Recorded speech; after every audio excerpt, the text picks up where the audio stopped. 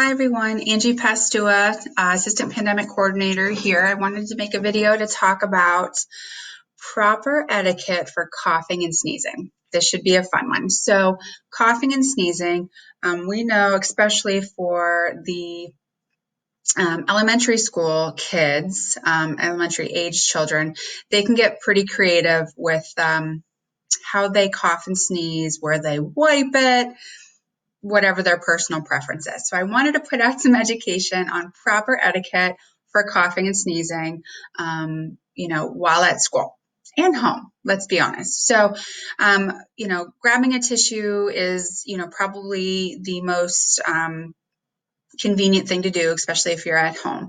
Hand washing has to take place after that if you're using a tissue. So while at school, proper etiquette truly for coughing and sneezing is to use your elbow. So if you're coughing or if you're sneezing, do it into your elbow. If a kid forgets, or they do it in their mask, which is why I recommend in one of my other videos to have another mask or two on hand in your child's book bag to have in case they do have a sneeze or cough into their mask. They have that as an option.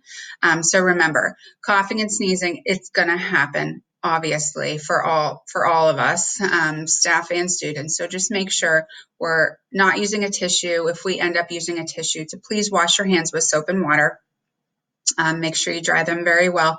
If you do, please remember to use your elbow when at all possible, just to maintain safety so things aren't going shooting everywhere.